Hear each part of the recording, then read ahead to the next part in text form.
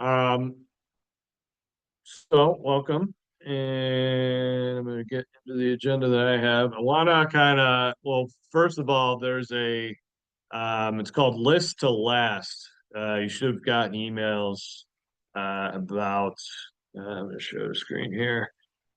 But this upcoming course offered by Keller Williams on July 16th and July 23rd, is going to be really, I'm expecting it to be foundational to, how to go about listings in general and that side of the business with sellers.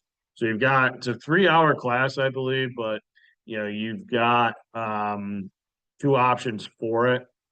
So you could, do half one day, half the other, all of it on one day, do it twice. But this is like can't miss stuff in terms of a great foundation for the listing side of the business for you to build on top of, and it'll really give you, a lot of clarity is what I'm expecting. The perspective I offer is they did one of these last year on the consultation process overall, and like I just took a ton of value that like is still foundational to like really how I've planned out a lot of our consulting types of concepts in play. So this is definitely going to be something you don't want to miss. I'm going to touch real quick. Also, I don't know if either of you had a chance to go to um, Jess did a presentation or a training seminar class last week on AI for our business. I don't mean to well, whatever. I do mean to keep harping on AI. Like we really have to use it as a tool for our business. It's not replacing humans, okay? There's a need for, realtors as a human in an interaction and a transaction, but like we have to use it to work smarter for our business from here. And Jeff shared this AI prompts from Scott Leroy Marketing, which we have access to, and there's just a lot of good stuff to kind of use here. But my overall concept is to just keep developing. I mean, look at all this stuff. There's like over 100, prompts to use for your business for AI, and even lead generation prompts and open houses, door knocking scripts, right? And just there's just a ton of stuff that you can use AI for that ultimately, I think, part of the messaging around this is, well, one, like if you're not using it, you're behind as a professional, okay, just in terms of how to go about this business and how to really benefit yourself. But also, two, your people that you're talking to, the consumers that you're, pursuing doing business with, they're probably using. And as time goes, it's going to be to like they're definitely using it, is how this is evolving. So don't think that, a consumer that you're going to, or a seller that you're going to a potential listing appointment for, they've probably plugged in their address into AI and asked it, what the value is and how they should sell. I mean, maybe they haven't. I shouldn't say probably, but just assume that they have, and they're preparing for the appointment with you by using their AI assistant to, tell them what you should be telling them. Does that make sense? Like that's just the day that an age that we're evolving around is that, your people that you're showing up to consult with are going to be more prepared than ever because they have AI as a tool that they can access to inform them on what they need to be informed on. This is an involvement of like somebody being able to look up their home's Zestimate, right, as an indicator of value. It's evolving further at this point very quickly. So it's just conceptually speaking to be in a position to use this tool. And, I just shared a resource that shows you how to actually use the tool. So just understand there's a difference between conceptual and actual. We want to find a way to live in an actual world, right? Like, okay, great, I heard you, but here's how I actually go about this, and then doing it, right? And finding out, what the results are and what you need to do better the next time. Like we can't just get stuck in a world and a lifestyle. Like, yeah, conceptually speaking, that sounds great, but you know, I haven't actually done it. How can you get yourself to actually do the things and then find out what concepts you need to implement from here through actions moving forward?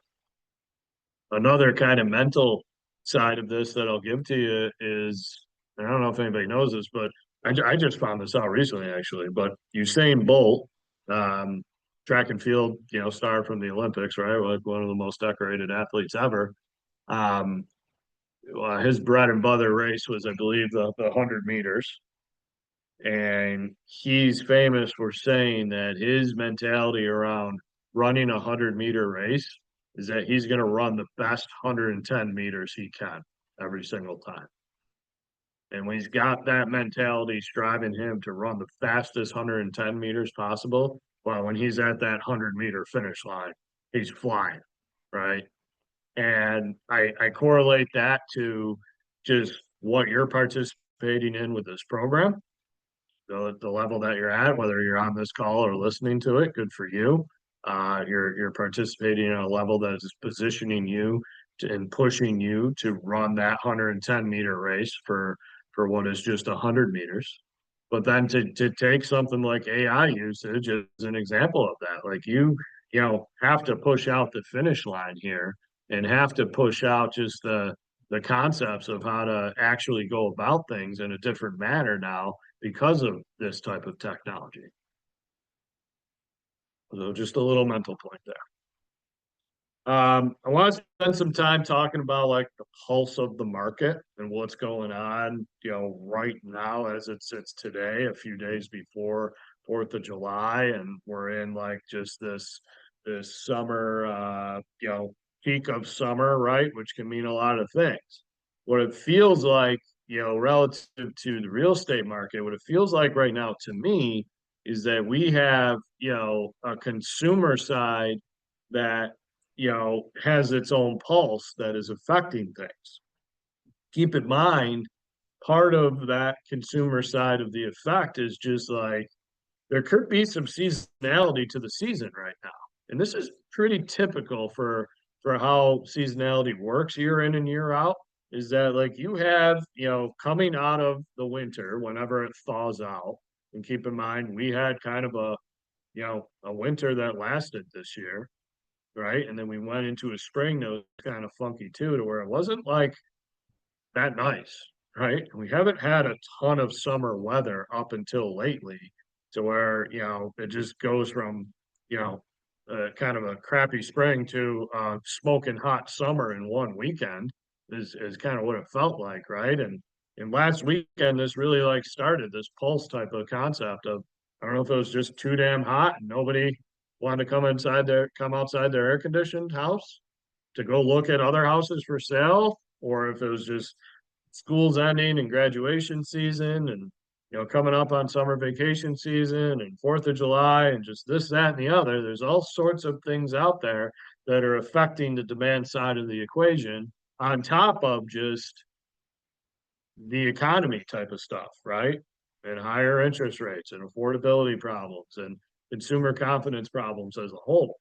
So we have kind of like this perfect type of uh, situation. I'm not going to call it a storm, but there's this perfect situational type of stuff brewing in that we have some weirdness going on with the demand side of the equation. And it'll be really interesting to see what the June data reads for Monroe County. But I'm expecting to see an increase in supply, which has been increasing, obviously with the season, it's intended to increase, but we've had some substantial increases month over month in the last couple months. And I'm expecting that to be the same for June's data, which would tell us like, okay, we've got an increase in supply and we've got some funkiness to the demand, let's just call it. That's just an equation for like a different pulse than what we're used to as a status quo, which, you know, for those getting into it new, you don't know yet, but the status quo that agents have been living by for years now has just been, there's going to be a bidding war, there's going to be competition. And, as a listing agent, just throw it up there at a low price and expect that to take care of the results of bidding war. And for a buyer's agent, like, don't bother with that. It's outside of your price range. It's going to have a bidding war, and you shouldn't get too excited about it. I'm here to say, like, I'm not here to say that the market's shifting or shifted, I should say. Could it be shifting? It might, but it's also too soon to tell. We need more data. We need more of this feel. And I think the next couple weeks, the overall message I want to deliver here is that the next couple weeks is not going to be the time for you to really make a determination of what the current market is moving forward based on this week of July 4th and next week after July 4th. Reason is that like this week, you can expect to see a lot less inventory come on the market to avoid July 4th weekend, right? For fairly obvious reasons, in the sense that, the fear being that the demand side of the equation is going to be out there camping and on vacation. They're not paying attention.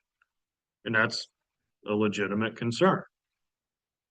Next week, you can expect to see a whole bunch of inventory come on the market from the standpoint of let's wait till after 4th of July and list it then. And I would again expect to see a big push of listings. So if you have a listing and you're listing it next week is the plan, you really got to be in the detail to confirm that the strategy and the plan that you have is accurate for what is expected to be a higher inventory type of market. On the flip side of the coin, like, it may not be that bad of a concept to list a house this week if we're saying there's going to be that many fewer options out there available for sale.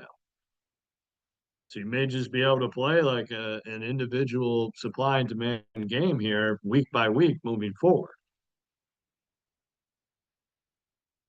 All of this to say, like, the pulse is very much adjusting, I would say, on a weekly basis. Now, your benefit to this group to where I'm always a phone call away to where you can, if you have a consultation coming up or you have an offer coming up for a buyer or a listing coming up, like you can just get access to, real-time pulse. It's part of the benefit that I need to provide to you in this group. But you do have to get that real-time pulse situationally as you go for each client, because it becomes really dangerous to just assume everything is status quo and that, we're not able to, or that, that the market hasn't adjusted at all to where, just expect everything to go on a bidding war is your advice to buyers, and your advice to sellers being, don't worry, this price is low and we're going to get 1 million people through here and 15 offers to give you a highest number. It may not be relevant for different specific towns or different specific listings themselves. So you really got to be like down to the situation for each client, for each property, to strategize properly. We'll take a breath there. Thoughts, questions?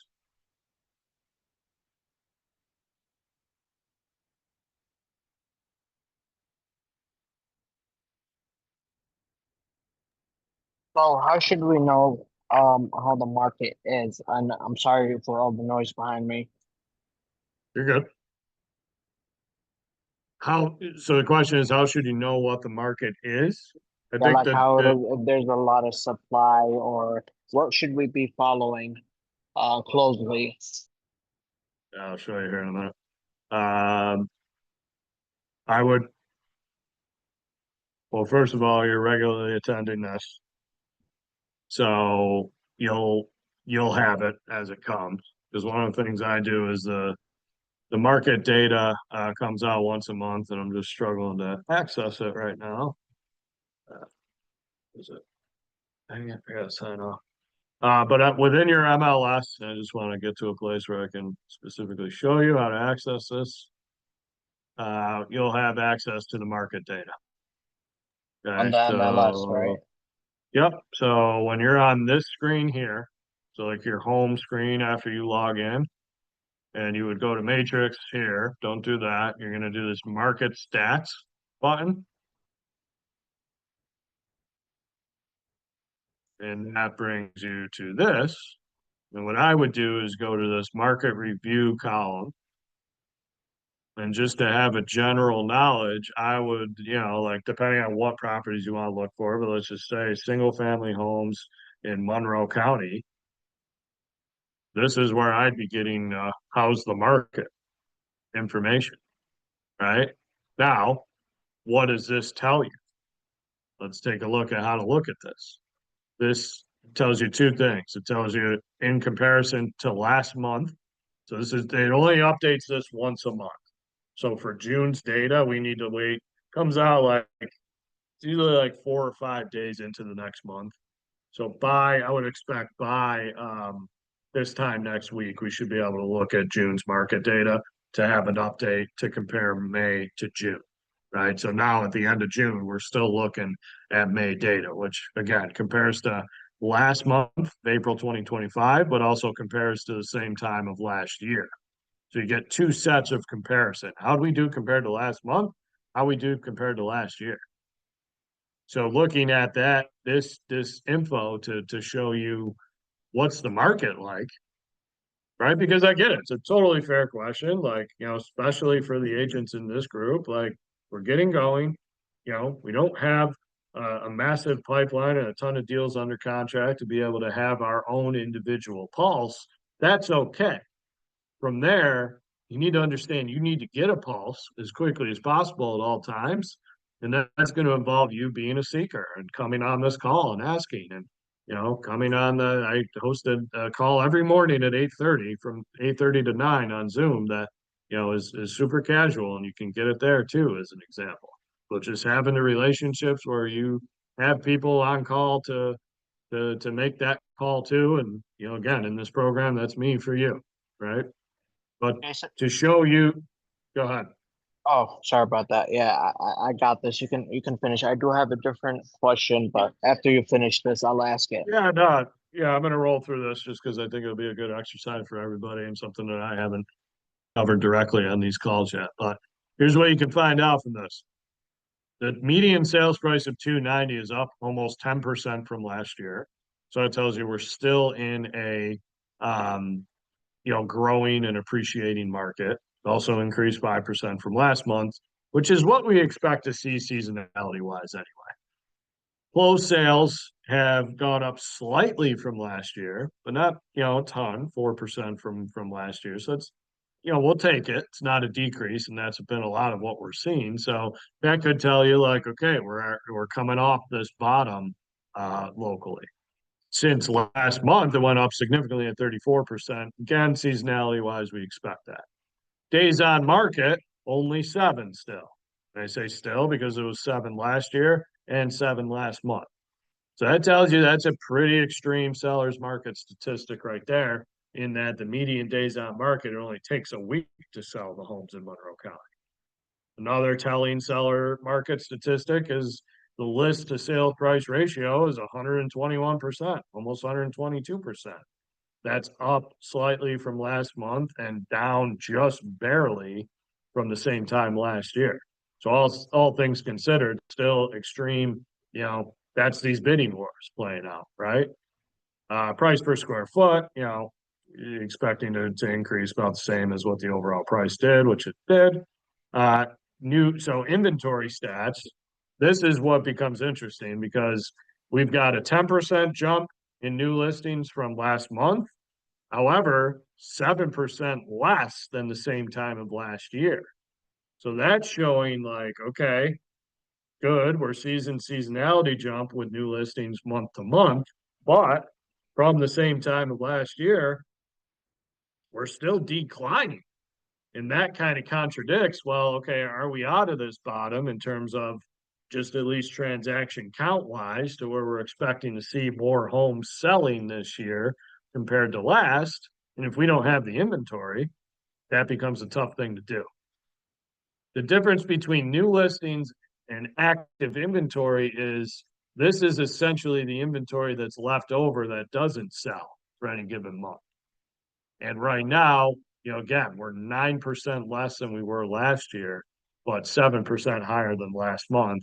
So, again, same type of thing. We're not getting an influx of supply that we would really need to shift this market totally. And again, that just all justified by less than 1 month supply of inventory is down from last month and down from the year before. However, just keep in mind, we're talking, down from 1 to 0.8, right? So that 20% drop seems more dramatic than it actually is.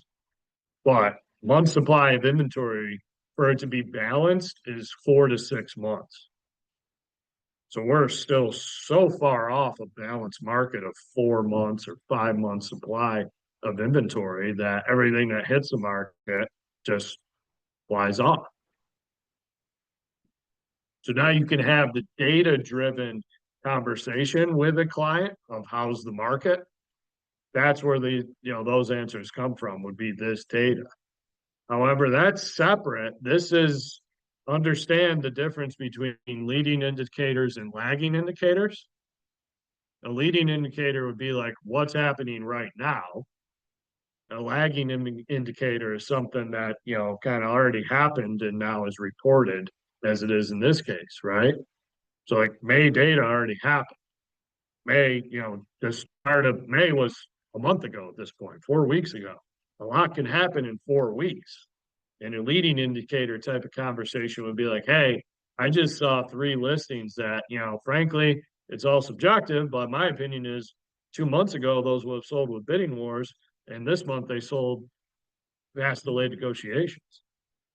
That's something we got to listen to as a feel and a pulse. It may not show up in the data, but the more that you have a combination of both like feel and data, it becomes really beneficial for you in the conversations that you're having. Questions on that?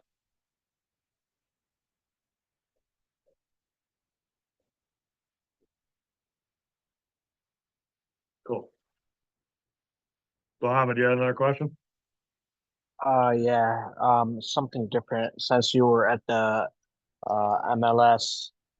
Yesterday I was trying to do a listing and I was in the transaction desk and I wanted to do everything online since everything we have learned is on paper and I know that we could do it online. Um, for some reason the KW template wasn't loaded on the MLS for some reason. And when you go try to do it manually, it looks terrible and doesn't work out. So what was it doing manually? Or when you So tried to do it manually? so is it normal to do it manually? How do you do it, Jason? Like when you do the paperwork online, is it through the transaction desk or like for example for a listing and Oh, I got you. Yeah, no, you definitely want to do it through transaction desk.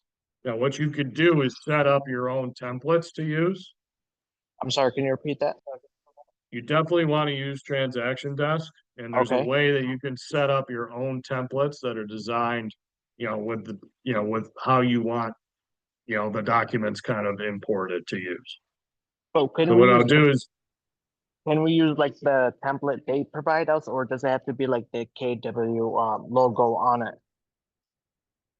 for the listing paperwork, Yeah, listing or buyer yeah, paperwork. you're going to want to use the KW listing paperwork. I think Okay. the technical answer is that you don't have to, but um, I would get in the habit of using what the forms that are provided because it's there as a layer of protection, against just I mean not to get too deep, but it's kind of stemming from the lawsuit stuff last year. So I would Okay. I would recommend using our templates. So when I downloaded it since I downloaded it manually. Then I uploaded it to the uh transaction desk. Some of the fields I couldn't fill for some reason. It didn't let me. Is there like a KW paperwork that is already like preloaded in there The best that the best thing I can do is I would recommend contacting Haley to okay, have her help you with that. okay, thank you. Yeah. And this is and keep me posted. Come back to me if you continue to get stuck. This is on my end, like I'm not the expert here. So Okay, some of the stuff will be like me pointing you in the right direction, and then I'll help you figure it out if we continue to get stuck. But that's what I would do. I would kind of put together an email of like, here's where I'm stuck, and she should be able to respond, hopefully with a quick answer. thanks, Jason. Yep. And then also pay attention to KW Rock Resources because there's a lot of what could be answers there. And I know and we're working on building this out further from here, but there's pre-recorded training content in there already. And I know there's a transaction desk template video that hopefully can provide some insight as well.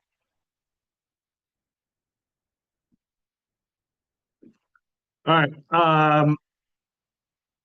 I want to show you. So at this point, as I mentioned, like over the past 5 sessions, I've covered just like the suite of tools that I coach off of to lead business owners to growth and success.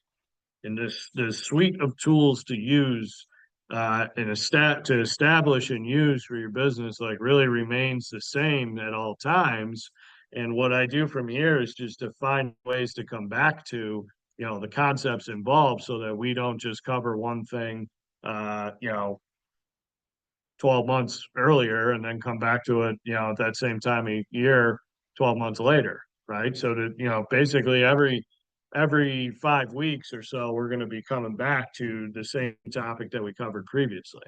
So with that said, I'm coming back to the economic model for this week, which was topic one, which if you've created this model for yourself, you're in a position where you know how many conversations you need to make happen per week and how many appointments you should gain to consult with new buyers or sellers or investors per week in order to move it down the sales process to sell X amount of homes that you want to sell in any given year. How I want to relate to that topic this year is that always be measuring the gap to your goals. Okay. And what I'll tell you right now is to establish that you've got 19 weeks left. A lot of people are going to be, saying this week is kind of halftime, right? And mid-year, and in a way, they're not wrong because quarter two is ending today, so we're halfway through the year. But really, where I get 19 weeks from is that is the number of weeks left that brings us to the end of the first week of November. And to be conservative, that signifies the end of the year for 2025 in terms of closed real estate transactions, because conservatively speaking, anything that goes under contract that you have an accepted offer for after that first week of November may not close by the end of the year. It may close into 2026, right? So if you're measuring goals based on, I want to close this many units in 2025, again, in theory, you've got 19 weeks left to do that. Now, what I've done is created different, not created, but just I'm thinking about using the economic model differently so that you can, know how much you need to do to, in this case, sell 8 homes. This person I just did this exercise with last had they need 8 more units to close in 2025 in order to reach their goal. Which is I'm using 17 weeks left to achieve that goal because they had, a planned vacation for a week, and then conservatively speaking, let's just assume you get sick or something comes up or whatever, you're off. per week, right? So now there's 17 of the 19 weeks left of the year to commit to, working in this model to to close 8 units. I would revise this for, a launch program agent. I would want to be more conservative. So let's say 70% of accepted offers are going to close. Let's say that 50% of the time you're working with somebody, they're going to get under contract. And let's say that 60% of the time you're going to go on an appointment with somebody and end up working with them. And 3% of the time that you talk with somebody, you're going to turn that into an appointment to consult with them. So what this model tells you here is that in order to close 8 homes by the end of 2025, you need to have 52 conversations a week. And of those 52 conversations, you need to get 1.6 consultation opportunities for new business per week. If you do that for 17 of the 19 weeks remaining, and the rest of this model is accurate, you'll sell 8 homes. So now we're doing two things. We're measuring the gap to our goal by the end of the year to achieve. And we're also informing the strategy to reach that goal, to close the gap, which is 52 conversations and 1.6, call it 2 consultations a week. You see the difference in how to run a business as a business owner with this type of intention, to where you're making things, very strategized in the sense of, okay, I need to close 8 more homes. I need to close 8 homes by the end of the year. I have 17 working weeks to do that. In those working weeks, I need to have 52 conversations each week and get on average 1.6 new appointments per week from that effort. If I do that, I have a chance of closing those 8 homes. A really good chance. If I do that and the rest of this model is correct, I will close 8 homes. There's a difference between that type of mental lifestyle and action that you take compared to a lifestyle of, I'd really like to close 8 homes. Hopefully today's the day I get something going.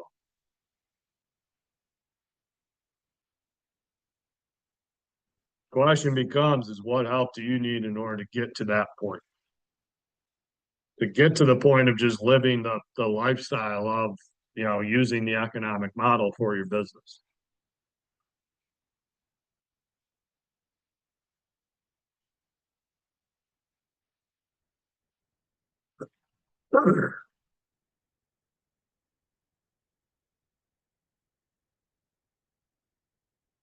Your silence is telling me that each of you started this week with clarity on a model for your business that tells you, I need to go have this many conversations and book this many appointments from it this week ahead.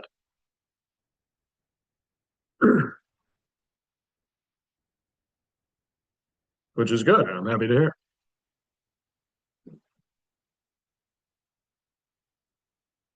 Questions on this concept?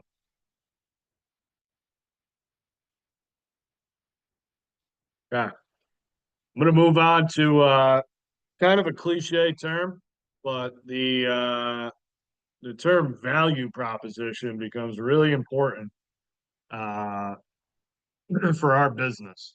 Okay. And the way that I want you to think of that term playing out is, you're going to be, in front of buyers, sellers, investors, and getting to a point where you need to sign them to an agreement to formally work with them, right? And they're going to be doing the math of, okay, you want to charge whatever you want to charge. Let's say it's 3% as an example, as a hypothetical. And, it's going to be about a $300,000 home sale or purchase. And they're doing that math, and they come out of that math exercise mentally on their end to say, you're going to be making $9,000 by representing me. Why should I work with you and pay you that amount of money?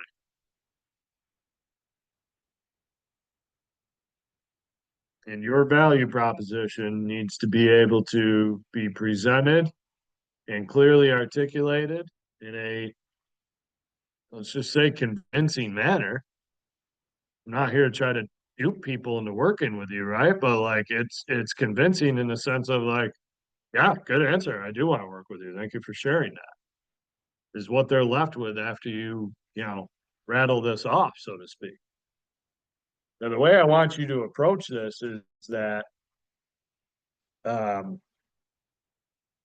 I'm going to share a bunch of ideas and resources from here. And I want you ultimately to be in a position where you could take these thoughts and build concepts that you can kind of be comfortable rattling off yourself. And start with concepts in the sense of like, okay, here's the core principles as to why somebody should work with me, and turn that into a more convincing discussion that you're going to have with them. But I'll share some things to kind of get and I'll email all this to everybody. But to get the wheels turning a little bit, this is KW material, but um, buyer core services, right? So what we do as buyers agents, it consulting to a decision, helping them, make the decision that they need, right? Or the strategy to go out and buy a house, right? Searching for the properties themselves, helping them find the right house, helping them negotiate the contract with the seller to finalize the purchase, and helping them get actually closed and moved into their home. I'll share all this again, but just this goes into detail. And actually, this is to give not to jump all around, but this is an example of what's from the last KW training exercise or training session that I mentioned earlier.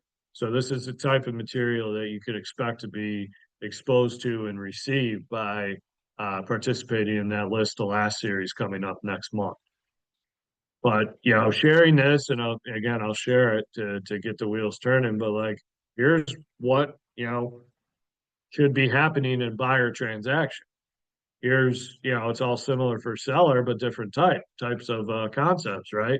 But sellers, you're consulting to a decision. Now you're going to be marketing their property. And you're still negotiating the contract for the sale and getting them to the closing line. But different aspects that are involved with selling versus buying, of course. So you got to have, you know, different, scripts or concepts involved with what it is that you are articulating as your value proposition. But you really need to be in a position to where it's, you're going to be put in a spot, right? To where it's like, why should I work with you? And you need to be able to respond to that. Now, I'll say that part of the problem with our industry, and not to be negative, but I say problem because, I think a lot of agents would struggle with this exercise, frankly, because they're not often put on the spot by the people that they're talking with that type of line of questioning.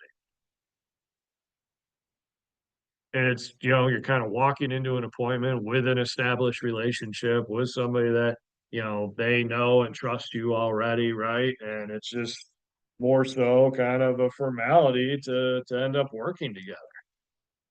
What I'll say is number one, like, don't assume that's just gonna happen all the time and or uh happen at a level that allows you to convert at a high level all the time. I don't, I think if anything, there could be trending towards consumers, really wanting to analyze what they're paying and who they're paying it to based on what value is given in exchange, right? The lawsuit stuff from last year, the whole spirit of it was that the consumers had more transparency in the process and were aware of compensation and what they're getting in return, and they're able to negotiate for themselves effectively as a result. I don't know that we've seen a ton of change just from last year from the lawsuits, but again, in theory, the spirit of the result of that is that it'll position consumers better, and therefore, their behavior probably is going to change over time. So you have to go into each appointment assuming you're going to be asked, like, so tell me why you're worth 3%. What are you doing? What do you do for me?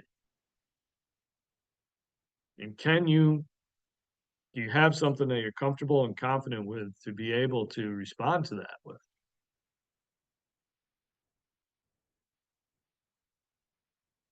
Let's talk about it.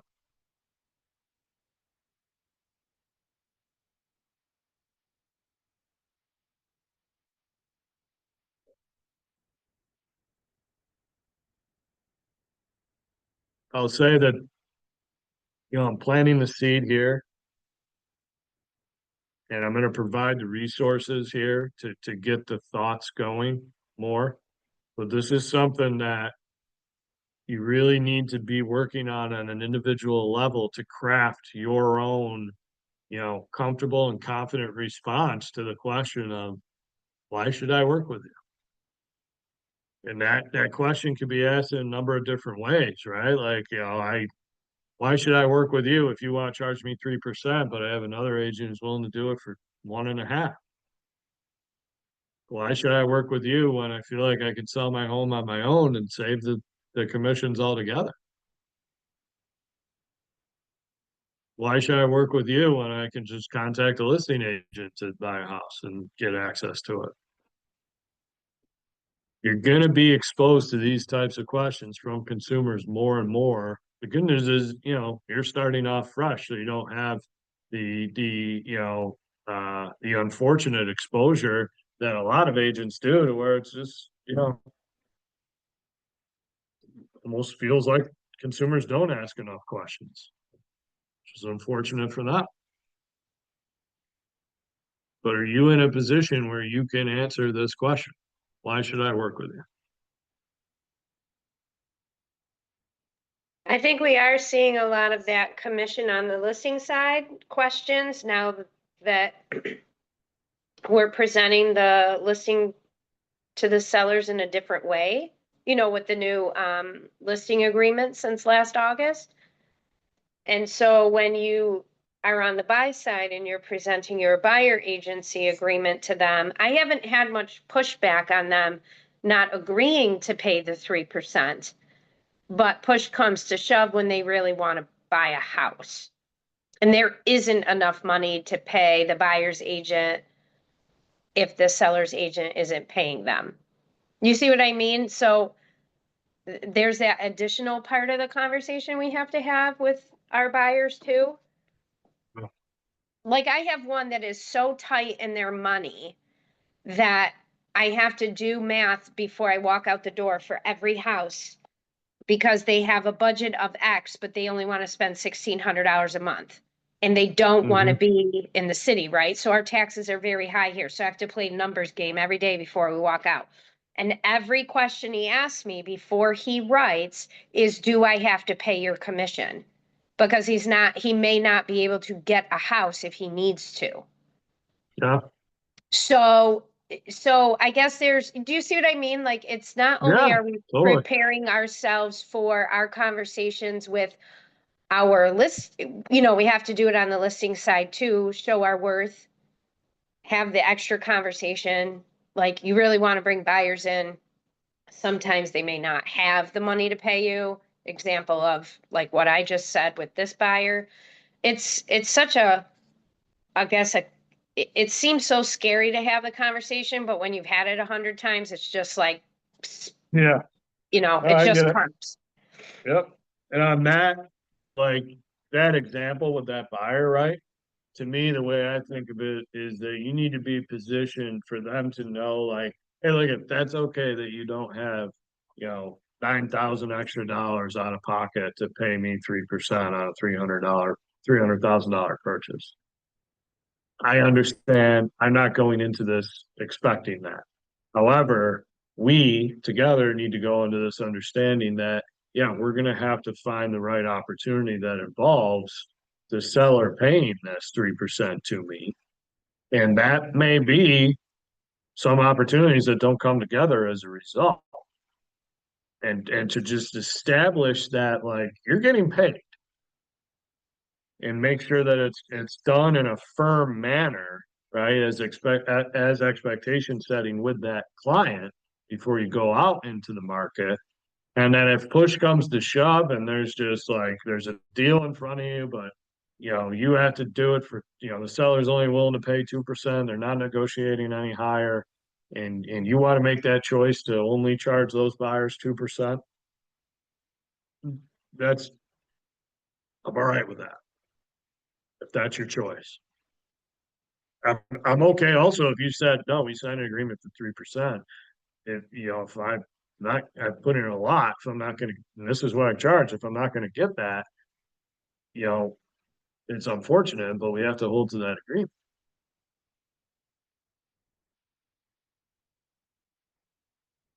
In order to get to that position in the conversation where like, that's understood, there has to be this like, hey, here's what you're gonna get by working with me. Here's why I'm better than the any other agent, much less an agent who's only trying to is trying to win your business by only charging you X%. Just because in the absence of value, it comes down to the price versus here's what I do to provide the value that is worth the is only the 3% that I charge if that's what it is.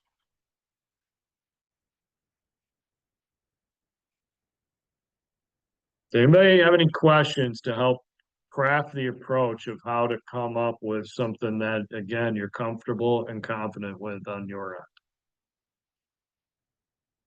Because this is something that we're going to need to keep coming back around to. This is, not necessarily, I mean, I guess really, in a way, it could be another one of these foundational tools that I work off of.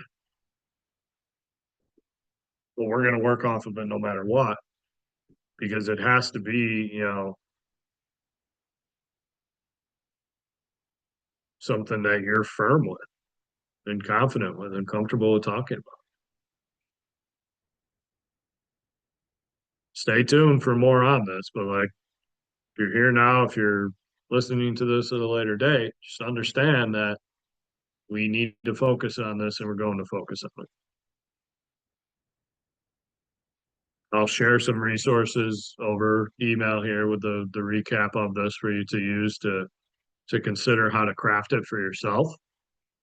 But you really, I'm kind of leaving it open ended right now because I really want you to think about crafting it for yourself.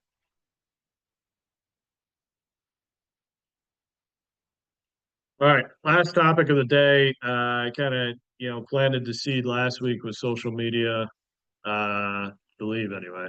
Um, so I don't mean to be like just woke up from a coma and realized that social media is important for your business.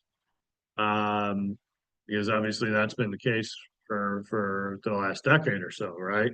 What I am here to say is that like I don't feel that personally my leadership has left enough of a focus on social media for businesses, and I'm going to be really evolving around that from here, and really in a manner where like there almost needs to be the mindset of like two different plans, an old school plan and a new school plan, right? And that old school plan is just like, who are you calling? Who are you texting? Who are you having coffee with? On a personal level, a personal interactive level, personal relationships and building those in that old school type of, manner. The new school way is like, you can do all that through social media as well and go to where your people are and they're more so on social media than you having to chase them with a phone. But we really need to take advantage of both. Do not hear this as like I'm coming off and getting off the concepts involved with in-person or live interactions. I'm just also saying like, hey, we need to adapt to the world that exists that is social media because people are literally in that world operating.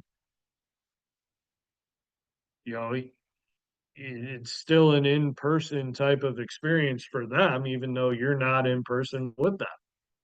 You can find ways to, achieve the same objective of this career, which is for as many people as you can to have relationships with, that they think of you as their real estate resource when they need something. That's your job. So it correlates pretty easily, right? To where, like, okay, yeah, social media can be a big benefit to that. Now, in order to create that benefit, you have to start with a goal around it, and you have to start with a plan to get actionable on. What I'm saying is establish that so that we can get actionable from here and really push the intention to have, a goal around social media and to build a plan around that and then take action on it week in and week out from here. So that'll be another thing that we pick up on next time. But to keep making progress from this week to next week, one, have a great holiday weekend when it rolls around and traveling and family time, and those are priorities over your business, and they should be. That's why we do things on a 40-week year instead of 52 weeks, right? So this could be one of those weeks. That's okay.